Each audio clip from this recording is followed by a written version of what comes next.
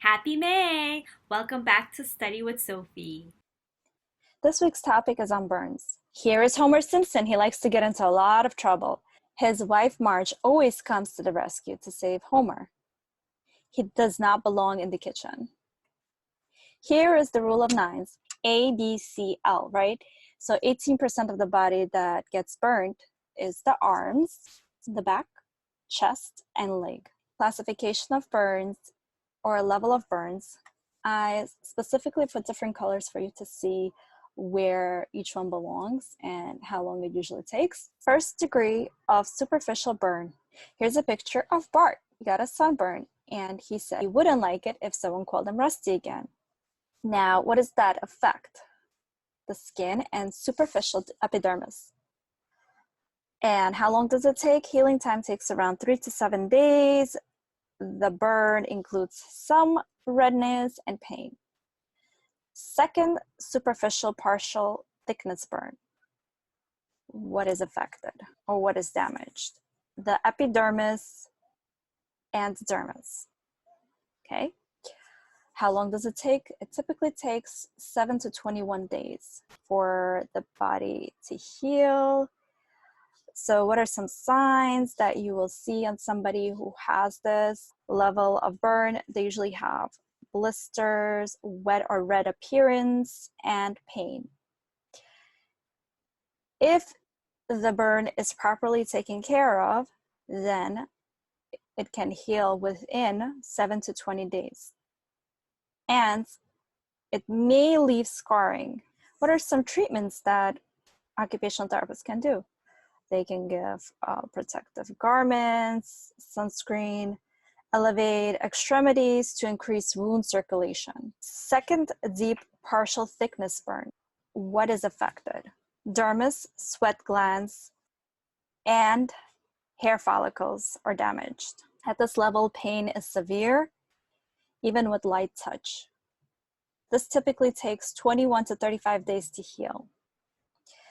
Also, sensory changes at the stage, hypertrophic scar. Edema is present temporarily at this time in some limbs. Healing takes from 21 days to 35 days. What are some treatments that can be done here? Elevated positioning or splints or both. Vascular support garments. Give me a second so I can show you. Here's the second degree. Deep partial thickness burn treatment, hypertrophic scars. They are managed by inserts or silicone tapes. Here's Homer Simpson. He's in that position where his body, well, his hand is in an elevated position. So remember, when you're taking the board exam, you'll see this and you'll remember, boom, second degree burn. Third, full thickness burn. What is affected? Mostly the sweat glands, hair follicles, nerve ending. And at this level, you will see some adipose tissues. The patient may require skin graft, such as wound edges with 1 degree close. The patient will have loss of sensation and won't feel any pain. They will need surgery and skin graft. Third degree full thickness burn treatment, CPG. That's the mnemonic I used here. Start exercises, education, early return to recreation, such as work and other responsibilities or roles, postoperative positioning and immobilization, wear support or pressure garments, third degree, subdermal burn. What happens is the fat, muscle, and bone are damaged completely. I have a picture I'll show you. This is not a full-on picture. It would be more deeper. This is like maybe the first third degree, like full thickness burn. That's why I see this color. There is more deeper than this. So you could see here the epidermis, dermis, and other layers are affected. In this case, it may take a longer time for someone to heal. At this level, destruction of nerve ending occurs. Healing time variable, may require amputation or reconstructive surgery such as flaps needed. Third degree subdermal burn treatment would require adaptive equipment, prosthetic fitting and training if needed, work retraining if unable to return safely to pre-burn employment, and lastly, deep tendon massage to prevent hypertrophic scar from rising above skin level. Here's the picture again to show you different degrees of burn. So here's the first degree. It's a sunburn. We all had that. You know, like when you go tanning. The second degree burn can happen from, let's say if you're cooking something and all of a sudden the hot pot just falls on your hand and you develop blisters, redness, and pain. The third degree burn happens from an electrical burn, which causes destruction of nerve along pathway. What do occupational therapists do? Evaluations. So occupational therapists focus on what the client needs, wants, or is expected to do, analyzes what factors may impact desired occupational performance. Occupation-focused assessments followed by specific evaluation of the potential impact of burns on occupational performance. Here they are. Canadian Occupational Performance Measure, Functional Dependence Measure, Coleman Evaluation of Living Skills, Occupational Performance History Interview, and Role Checklist.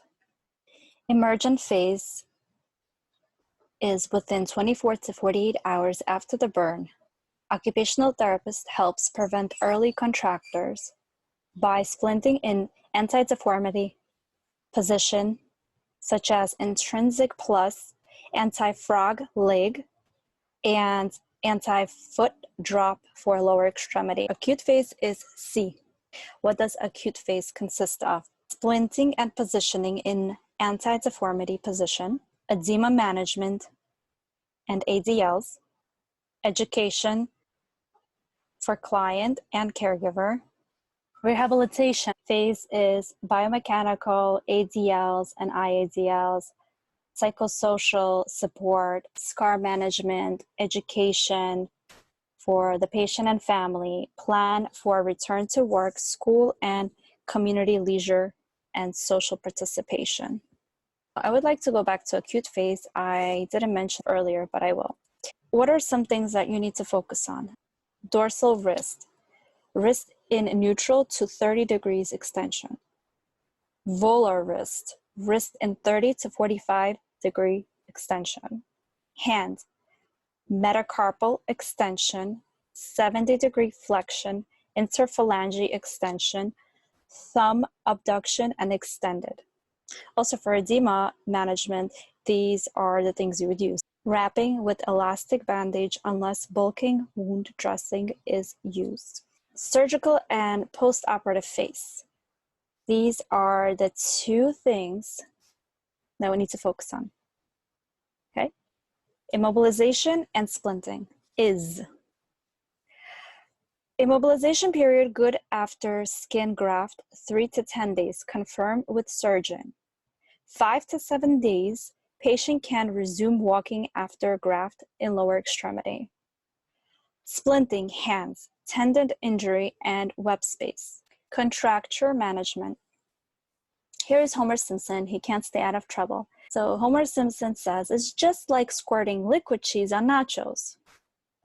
On fire safety reports. Really, Homer Simpson? So if God forbid somebody does have a fire, this is something you should remember, the password. Pull, aim, squeeze, and sweep. Here is the reference page. Thank you so much for watching my YouTube channel. I hope you enjoyed watching it as much as I enjoyed making it, but not only that, if you have any questions or concerns in regards to this topic, please email me and I will address them as soon as possible. Please make sure you leave a comment like, and subscribe. Oh, and lastly, share with all your friends so they can pass the NBCOT boards. Bye!